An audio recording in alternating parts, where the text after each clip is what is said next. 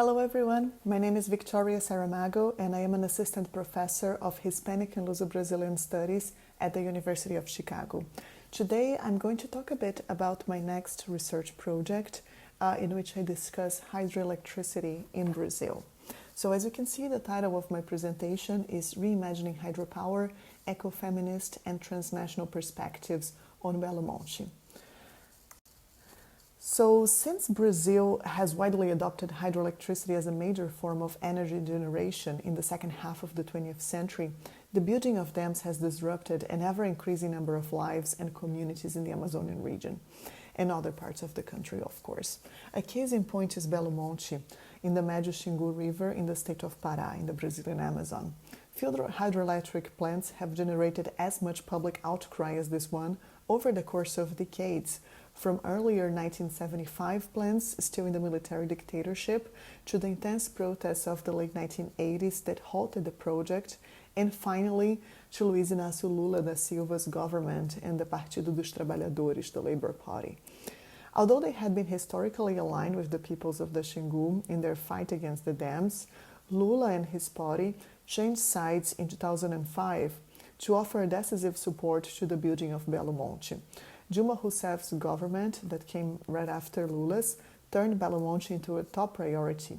In spite of the massive protests across the country, the enormous use of public funds funneled to the shady consortium of Norte Energia, and the serious doubts about whether the project was worth even from an energetic perspective, given the uneven energy production it would yield depending on yearly tidal variations. Through this highly controversial means, Belo Monte construction began in 2011, started operated in 2016, and was fully completed in 2019. The dam has had a devastating effect on the region, with an unprecedented mortality of fish and other animals living either in the river or depending on it for their survival.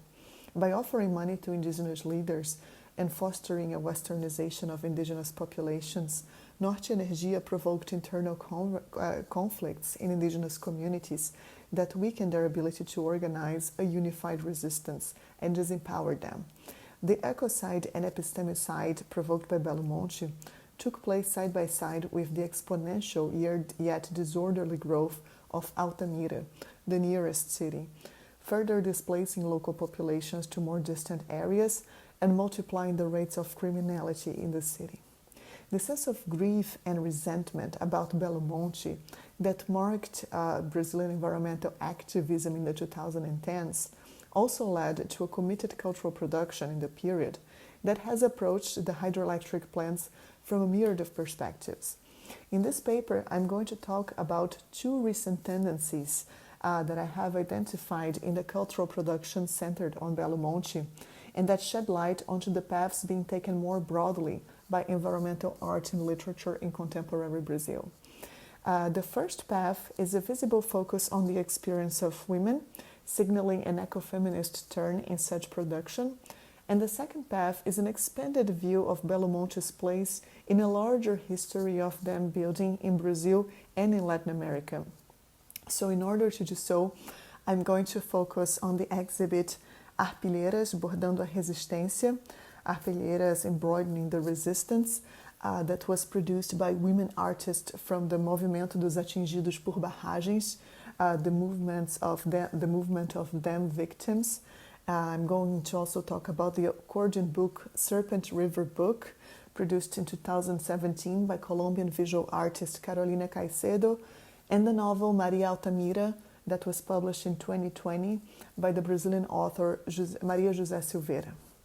From a disciplinary standpoint, their works offer emblematic examples of how recent studies in ecofeminism and environmental justice can converge. The ecofeminism at stake here, in conjunction with the focus on environmental justice, environmental justice has given to race, and following Maria Lugones' theorization of decolonial feminism, is marked by an intersectionality of gender, race, and class. The coloniality of gender, according to Lugones, relies, and I quote, on the dehumanization constitutive of the coloniality of being, end of quote, tied to the modern concept of nature. The works analyzed in the following sections resist this dynamic not only by rendering visible what Lugones calls this resistant subjectivity of women of color, but also by aesthetically exploring the concurring forms of gender and environmental oppression.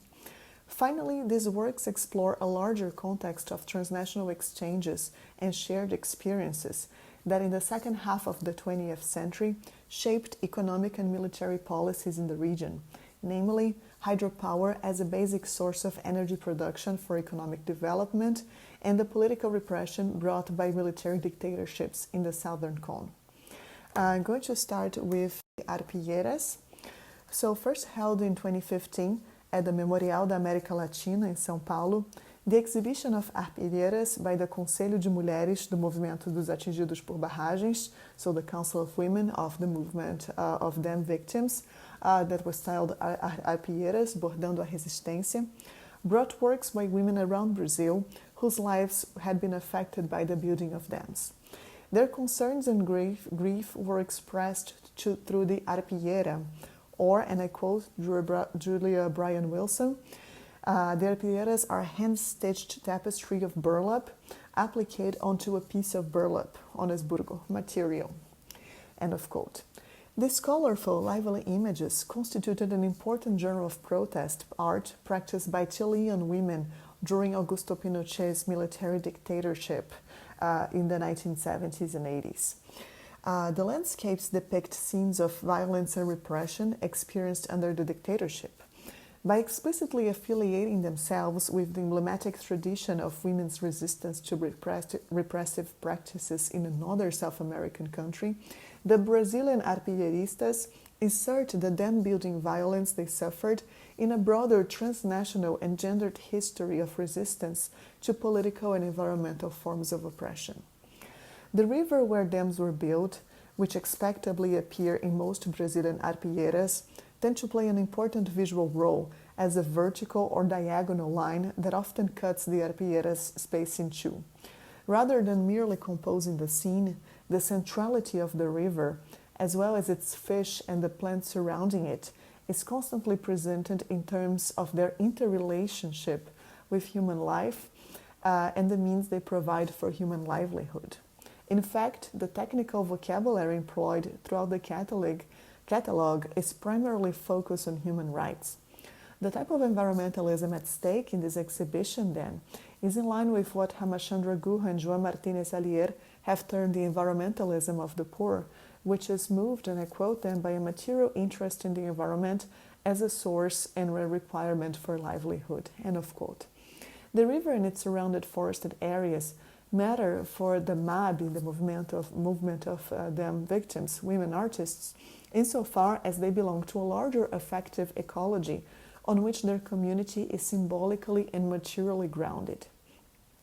The rupture brought about by the building of dams is expressed in the arpilleras as a trauma lived by women in concrete and multifaceted ways, including the alarming rates of rape and sexual exploitation that became common in contexts of uncontrolled urban growth brought by power plants such as Belo Monte and its effect on Altamira, the city, and its surroundings. So you can see here, this is an arpillera about Belo Monte that was included in the catalog. Sorry, one second. And and you can see here an imprisoned, naked indigenous woman with open legs and arms in the prostitution ring of Boate Xingu. It's written here.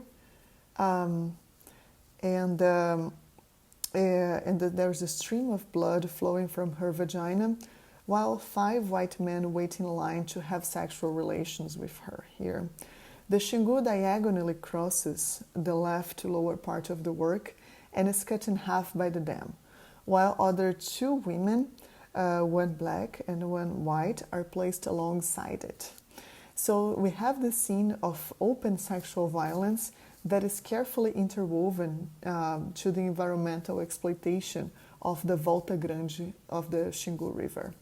The interruption of the course of the river here, this would be the dam. So this interruption stands in contrast with the woman's bleeding. And because both the river and the bloodstream in the image, the arpillera visualizes the interrelatedness of these two forms of violence. So the converging lines that are formed by the river here and by the line of men waiting by the door of the prostitution house meet in the figure of the woman. So that the visual convergences underscore a relationship of cause and consequence, tying environmental and women's exploitation. Secondly, let's take a look at the sewing techniques. While many arpilleristas often use the technique of sewing human characters separately and attaching them to the cloth, creating a sense of three-dimensionality, that's what we can see in these characters here.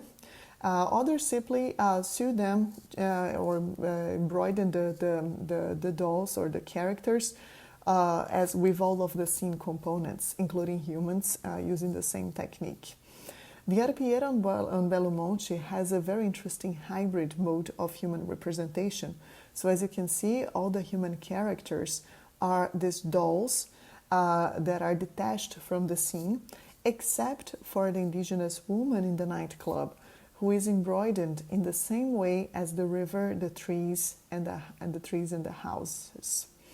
Thus, the dehumanizing condition that marks the space of colonial difference is concretely reinforced by the sewing technique that places the indigenous woman side by side with the non-human components at the same time as it reinforces their interrelationship. The equivalence between the woman's pain and the river's interruption, thus, serves as a double vector. It makes a case for environmental justice by showcasing the interrelationship between the river and communities surrounding it, and it denounces the woman association to the river as a dehumanizing device that draws attention to how the coloniality of gender operates in this context. So now I'm going to move to the next.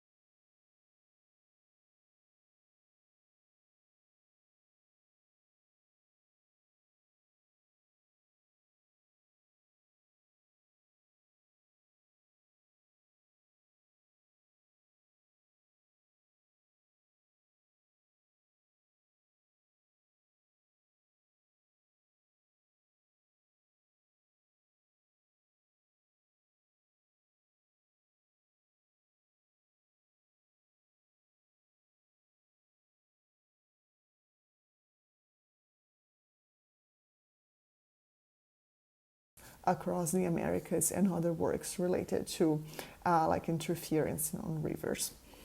Therefore, although the book's accordion shape allows for an exhibition of its pages that at once privileges the spatial apprehension of its totality, akin to a satellite view of the river, the narration of environmental laws and epistemicide unfolding in its pages takes advantage of the book's linearity to convey a temporality permeated by loss. The close connection between bodies of water and bodies of women arrives in the book's closing essay, Hunger as Teacher, in which Caicedo narrates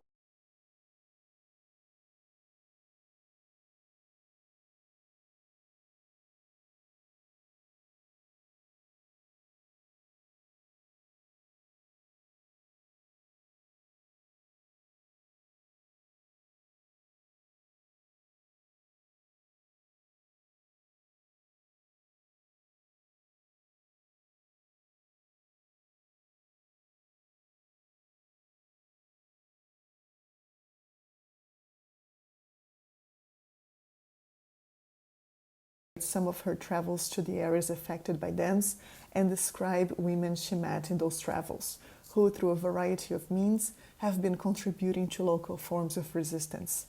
The title of the essay, in fact, is borrowed from Raimunda, and there she is, a fisherwoman displaced by Belo Monte's building. Together with the words "the struggle" and the example of Raimunda and many others, this last essay provides a cohesive sense of closure to a book that, in spite of a clear thematic unity, largely focuses on discursive multiplicity. And such cohesiveness is to be found precisely through the voices of these women and the similar experiences that they, in spite of geographical distances and varied local social and political positions, have shared. The encounters that compose Caicedo's account suggest the possibility, in the midst of the many conflicting viewpoints found throughout the book, of finding a cogent epistemological position from which an inquiry onto the meaning and consequences of the walling of rivers can emerge, one position whose voices interilluminate each other rather than being juxtaposed, as the collage of texts and images throughout the book had done. Caicedo's work thus inserts the Xingu, those who depended on it, and the building of Belo Monte into multiple layers of signification that amplify movements of resistance to the dam while opening new avenues to critically contextualize them, from a most intimate scale to a continental one. Now I'm going to move on to my final example, this novel. So it was published 4 years after Belo Monte started its operation. This novel, Maria Altamira, that was published in 2020 by Maria José Silveira, it conflates the building of the dam with the come-of-age account of the protagonist, who is named Maria Altamira, tellingly named after the closest city to the dam, Altamira. And her life was impended by the dramatic and vertiginous transformations brought by Belo Monte. As in other novels by Silveira, Maria Altamira encompasses 2 generations of women. The novel's first part focuses on ASLE, Maria Altamira's Peruvian mother, and her history of losses, including the murder of Maria Altamira's father, Manuel Juruna. Years later, Maria Altamira becomes an adult with a strong personality and with close ties to Paquisamba, the indigenous Juruna village where she was conceived, and which embodies the local opposition to the building of Belo Monte. After a few years in São Paulo, Maria Altamira, back to Altamira, to Belo Monte's area, tries to find her father's murderer and is almost murdered herself in her search. I'm not going to tell the end of the story. That would be too much of a spoiler. But anyways, the character of ASLE and Maria Altamira are emblematic of this multifaceted political and identitarian dynamics permeating contemporary approaches to Belo Monte. The novel opens with a tragic avalanche of the Nevado Huascarán in Peru that covered the town of Yungay and killed dozens of thousands, ASLE's family included. This is a historical event. The action of, I'm going to read in Portuguese, but you have the English translation here. So the action of a tremenda onda cinza negra de 40 metros de altura, brought by the avalanche, mirrors the flooding in the Volta Grande do Xingu and the Belo Monte Dam. So we have here a natural disaster and a man-made one that are connected in this arc of environmental related risks faced by vulnerable populations. So as she grew up, Maria Altamira encompasses the traits and dilemmas of indigenous peoples, especially of indigenous women, in the context of redemocratization in Brazil in the late 1980s and in the 1990s, of economic growth and strengthening of social movements under Lula's government in the 2000s, and of the weakening of the close ties between the Labour Party and many of those movements in the 2010s, particularly after Belo Monte's construction began, and the protests that swept the country in June of 2013 and later persisted until Rousseff's impeachment. Even though Maria Altamira is not raised in an indigenous context, and only as a young adult becomes close to her Juruna relatives, her coming of age coincides with and embodies the growing recognition of indigenous cultures and rights in a context of strengthened democratic institutions. So the second part of the book, in which Maria Altamira is already an adult, interweaves her personal history with the history of destruction, displacement, deforestation, and ethnocide. Here you have a few quotes that describe that moment. I'm going to read them in Portuguese. Again, the translations are right below them. As explosões começaram, peixes, como morriam. Aldeias se dividiam, uma parte dos indígenas parecia se conformar, outra não. A água engolira também a identidade, o mundo, a história e a vida de todos eles. While some of Altamira's old friends do support the dam and benefit professionally from it, the general sense of nostalgia and despair is prevalent. At the same time, a significant amount of attention is devoted to the struggle to stop Belo Monte through grassroots movements, such as the Xingu Vivo para Sempre movement. Albeit conceived through the perspective of multiple characters, the account of these experiences of loss, change, nostalgia, revolt, and sometimes optimism ultimately converges to a female character of both Amazonian and Andean indigenous descent as Maria Altamira.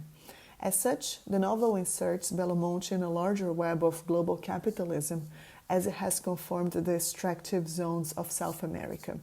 Maria Altamira genetically and symbolically stands for the multiple indigenous lives affected across the subcontinent. At the same time, these indigenous genealogies are, in Maria Altamira, first and foremost genealogies of women, that, in a counterpoint to the other women involved in the dam's buildings in various ways, now take a protagonist role in organizing against this and other initiatives, such as the mining activities of the Canadian company Belusan, that are projected to continue large-scale environmental loss. Arriving at the conclusion of this presentation, I'd like to just point out that the building of Belo Monte in the 2010s, as we have seen, was a watershed moment that marked environmental activism in Brazil in the period and had a visible impact on the country's political scene.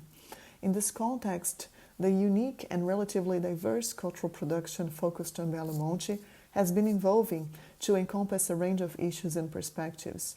Exemplary of these developments are the work of the MAB, Arpieiras, of Caicedo, and of Silveira.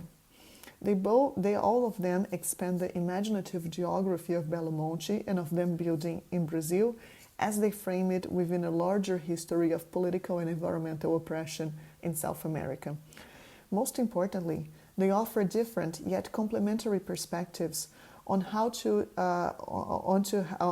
violence brought by Belo Monte affected women, how it relied on a broader space of exploitation, and how an ecofeminist approach informed by decolonial theory and the environmental justice movement may be critical to understand recent paths of environmental art and literature in Brazil.